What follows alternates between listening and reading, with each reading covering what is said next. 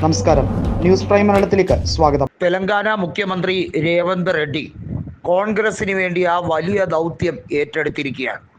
അതായത് NDAയിൽ പിളർപ്പുണ്ടാക്കാൻ രേവന്ത് റെഡ്ഡി വിചാരിച്ചാൽ സാധിക്കും എന്ന് കോൺഗ്രസിന് നന്നായി അറിയാമായിരുന്നു.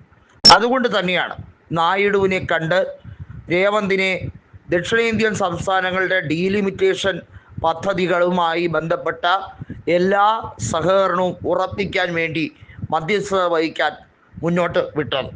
അത് അക്ഷരം പ്രതി പാലിക്കുന്ന രീതിയിലേക്ക് രേവന്ത് നായിഡുവിനെ കാണുകയും നായിഡുവുമായുള്ള കൂടിക്കാഴ്ച പുതിയ രാഷ്ട്രീയ വഴിത്തിരിവിന് കാരണമാവുകയും ചെയ്തിരിക്കുന്നു. NDA പിളരാൻ പോകുന്നു. നായിഡു TDP അംഗങ്ങളെ പിൻവലിച്ചാൽ കേന്ദ്രമന്ത്രിയായ റാം മോഹൻ നായിഡു മന്ത്രിസഭയിൽ നിന്നും രാജിവെക്കും. സ്വാഭാവികമായി BJPയുടെ അംഗബലം 240 ആയതുകൊണ്ട് തന്നെ കേവല ഭൂരിപക്ഷം നഷ്ടപ്പെട്ടേക്കും. എന്നാൽ മറ്റ് ചില കക്ഷികളെ കൂടി അതിന് സമാന്തരമായി BJP നോക്കി വയ്ക്കുകയാണ് എന്നുള്ളത് വ്യക്തമാണ്. പക്ഷേ നായിഡു ഇല്ലാതെ ഇരുന്നാൽ സ്വാഭാവികമായും സംഭവിക്കുന്ന ഒരു അസന്തുലിതാവസ്ഥയുണ്ട്. BJPയെ ആന്ധ്രയിൽ നിന്നും കെട്ടുകെട്ടിക്കാൻ നായിഡുവിന് നിഷ്പ്രയാസം കഴിയും. നായിഡുവിൻ്റെ ലേബലിലാണ് BJP സീറ്റുകൾ നേടിയെടുത്തത്. 3 ലോക്സഭാ സീറ്റും 8 നിയമസഭാ സീറ്റും അങ്ങനെയാണ് നേടിയത്. പവൻ കല്യാണിൻ്റെ ഉപമുഖ്യമന്ത്രി സ്ഥാനവും തെറിക്കും. പവൻ കല്യാൺ വലിയ രീതിയിൽ വർഗീയത വിളമ്പുന്ന രീതിയിലുള്ള പ്രചരണവുമായാണ് മുന്നോട്ട് പോകുന്നത്. പവൻ്റെ രാഷ്ട്രീയം എന്ത് രീതിയിലായിരുന്നാലും അത് മലീനസമായിക്കൊണ്ടിരിക്കുകയാണ് ദിനം തോറുമെന്ന് നായിഡു പറയാതെ പറഞ്ഞിരിക്കുകയാണ്.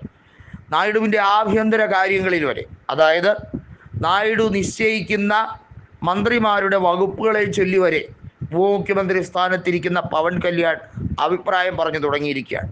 വാസ്തവത്തിൽ 135 MLA മാർ ആന്ധ്രയിൽ ഉള്ള നായിഡുവിന് പവൻ്റെയോ BJPയുടെയോ ഒരു സഹായവും ഇല്ലെങ്കിലും സുഗമമായി ഭരിക്കാൻ പറ്റും. എന്നാൽ കേന്ദ്രത്തിലുള്ള BJPക്ക് നായിഡുവിൻ്റെ സഹായമില്ലാതെ, അതായത് നരേന്ദ്രമോദിക്ക് നായിഡുവിൻ്റെ സഹായമില്ലാതെ അത്ര അനായാസം ഭരണം മുന്നോട്ട് കൊണ്ടുപോകാൻ കഴിയില്ല. നരേന്ദ്രമോദിക്ക് ഡീലിമിറ്റേഷൻ പദ്ധതി ദക്ഷിണേന്ത്യയിൽ അത് നടപ്പിലാക്കി സീറ്റുകൾ കുറയ്ക്കാനാണ് ശ്രമമെങ്കിൽ വലിയ തിക്തഫലം അനുഭവിക്കേണ്ടി വരും. നരേന്ദ്രമോദിക്ക് കൃത്യമായി അറിയാം തൻ്റെ അവസാന ഊഴമാണിത്. മറ്റുള്ളവർക്ക് വേണ്ടി തൻ്റെ കാലാവധി എന്തിനാണ് പണയപ്പെടുത്തുന്നത്?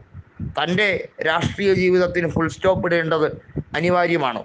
ഇത്തരത്തിലുള്ള നിരവധി ചിന്തകൾ മോദിയുടെ മനസ്സിൽ കടന്നുപോയിക്കൊണ്ടിരിക്കുകയാണ്. സ്വാഭാവികമായും നായിഡുവുമായി ഒരു ക്ലാഷിന് ഈ 75-ാം വയസ്സിൽ നരേന്ദ്രമോദി തയ്യാറാവുകയില്ല എന്നുള്ളതാണ് സത്യം.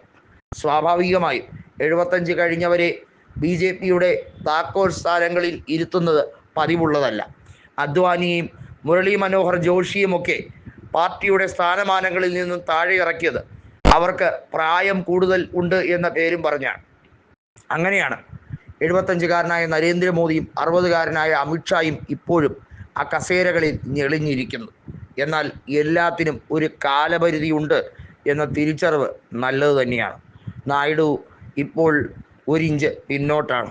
ജഗനോടുള്ള അസൂയയും അദ്ദേഹത്തിനോടുള്ള ദേഷ്യവും പകയും ഒക്കെ ഒരറ്റത്ത് നിൽക്കുമെങ്കിലും പഴയ ശിഷ്യനായ രേവന്ത് റെഡ്ഡിയെ അങ്ങനെ തള്ളിക്കളയാൻ നായിഡുവിന് കഴിയില്ല.